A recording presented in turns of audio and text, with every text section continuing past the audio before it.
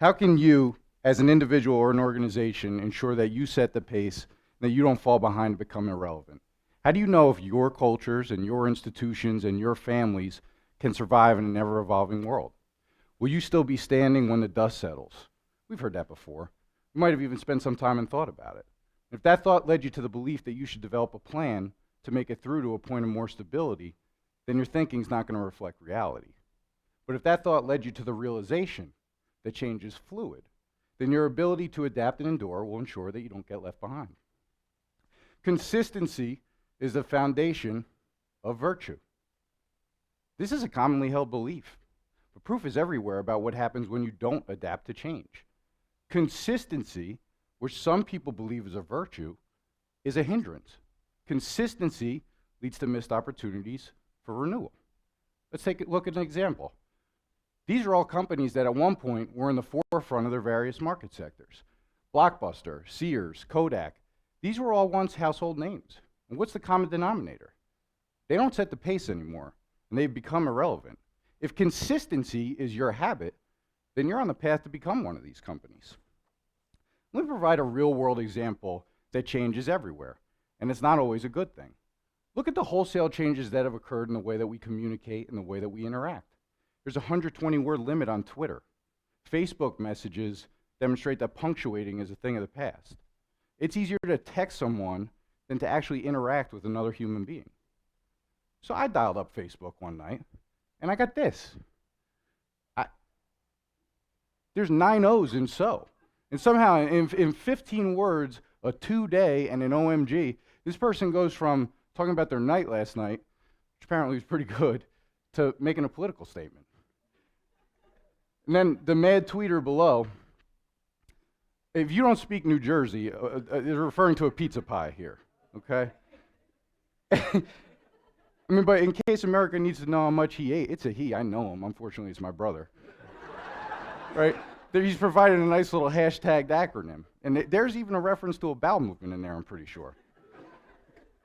And what, I don't know if you remember what this is, some of you guys don't, but this is a VHS tape, right? It used to go in an apparatus called a VCR, and it would display what was on the VHS tape. This is a way that you used to have to get recruited for football in college. And so when I was getting into college, or trying to get into college, I sent about 22 of these tapes out. I sat in the library for 3 days, went apparatus to apparatus, and I sent them out. And then you had to wait a week. You had to call the coach. You had to have an actual dialogue with the coach about what he thought of your talents. So I set the bar real high. I sent one to Penn State, and I sat there. A week went by, sat at the kitchen table. I said, Dad, I'm going to call Coach Ganner at Penn State. I'm going to see what he thought of my tape. So I called him up. I said, Coach, did you get my tape? What'd you think? It's Chris Monfiletto. He said, Chris, I appreciate your enthusiasm, but if you want to get into Penn State, you better pick a different sport because it's not going to be playing football. So I lowered the bar a little bit, and it all worked out. But now you get a link, and this link is supposed to be the embodiment of everything that the recruit stands for. It has a transcript. It has a written statement. It has recommendations. It has newspaper articles, whatever you want. What it doesn't have is a personal relationship and the establishment of any type of dialogue with the kid. These changes don't facilitate person-to-person relationships. These are obstacles that need to be overcome in coaching, in teaching, in life. Technology creates distance, but it's our job to figure out the benefits that it can create. Innovations like these in recruiting allow us to cast a much wider net. Facebook allows you to keep in touch with family and friends from across the globe and emphasize statements creatively. And Twitter allows you to have a more in-depth look at somebody's program or even somebody's life. The only thing that we can find consistency in is change. It's our choice how we approach it, but we own the consequences. If there are flaws, they are in ourselves, and our task, therefore, must be one not of redesign, but of renewal and reaffirmation, especially of the standards in which all of us believe. Elliot Richardson said this in the midst of the Watergate crisis. How do we ensure that our organization can successfully adapt to the changes around us? How do we make sure that catastrophic outcomes are not the catalyst for reflection and renewal, like in the cases of Blockbuster and Sears? The process of change begins with thinking about it. Our beacon to help establish leadership in an ever-evolving world is to understand first who we are. So how do you set the pace? And how do you stay relevant? It begins with the 4 R's. Realization. Realization is an assessment of where we are and what our organization is about. What is our current environment and competition? What does our future look like if nothing changes and we become stranded in consistency? Renewal. Renewal is taking self-reflection to the next level. What are we really good at and how do we beat the league standard? Revision.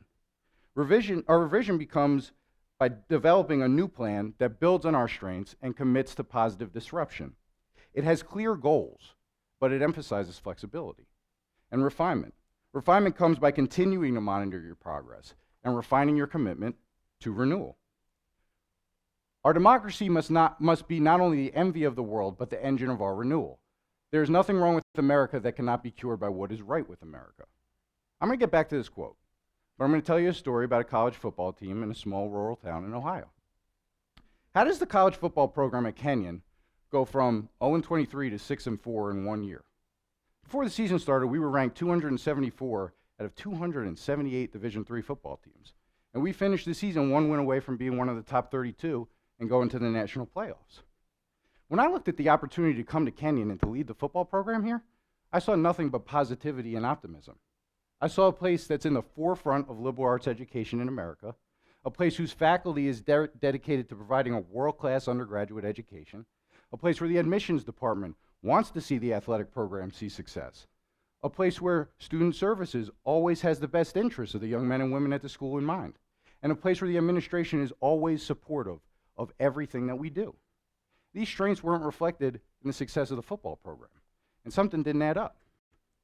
So I approached the situation by first making sure that we were surrounding ourselves by the best possible people. And then we took a look at the 4 R's. What were the brutal facts about the state of the football program? The culture of the program was draped in negativity. There was a lack of accountability by the players, a lack of a belief system and a value system, and there was a lack of commitment by a number of the young men on our team. That was realization, and it led to renewal. What were the opportunities for change? When things didn't go our way, were we going to place blame or become curious about why things were headed in the wrong direction? Where were the opportunities for progress? We saw that the young men on our team were good athletes, but they were playing out of position. So we changed a lot of their positions and we redefined the roles. We spent the most amount of time in the revision state. We developed a new plan focused on the realization that the football team at Kenyon does not exist in a vacuum. We had a responsibility to live up to the same high standards as the rest of the community. We had to hold ourselves accountable to those new standards. And we had to have the entire coaching staff reaching out to the community, being active and involved and engaged. We had to demonstrate optimism and constant improvement through a variety of different performance metrics, including, but not limited to, winning football games. For us, people leaving our program was a demonstration of progress. We had to show the entire student body that the football team is something that you can take pride in. We're a reflection of the institution and a reflection of the hard work and dedication of the rest of the student body here. But we're not something more or less important than any other aspect of student life. We said that our team was going to be about competing, self-discipline, and accountability. And there was no room for those that didn't want to dedicate themselves to those 3 core values. We separated the team into 5 equal groups, and we awarded points for everything, from helping with recruiting, to community service, to achieving high marks in school. And we competed in everything, from tire flipping, to tug of war, to lieutenant dans, to arm wrestles. Anything that you can imagine, we awarded points for and we competed in. And we sent a scorecard out in the beginning of the week. And we had our team hold each other accountable for the new expectations of the football program.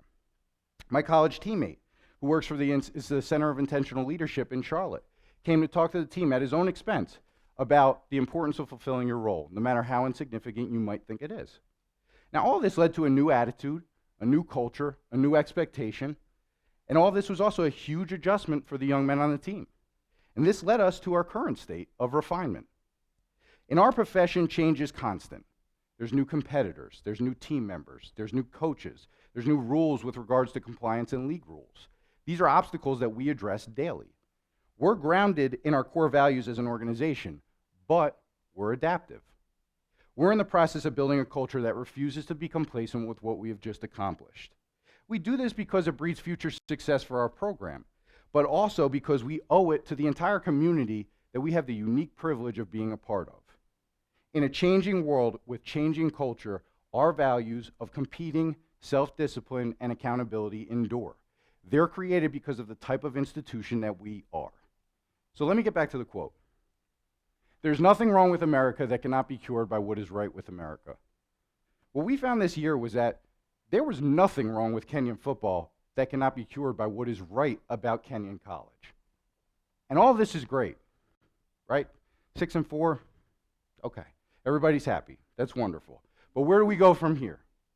We could be the blockbuster of 1999, and we could lead our market sector. But we could just as easily become the blockbuster of 2012, cloaked in irrelevancy. Since the season ended, more people have left our program. Coaches have moved on. Some young men have graduated. That's all change. It's fluid, it's constant, and it is the one thing that we can count on. And we can approach that with the attitude that consistency is the foundation of virtue. And we could try to do the same thing we did last year with different people. Or we can realize we can renew, we can revise, and we can refine. Set the pace, don't become irrelevant. Thank you.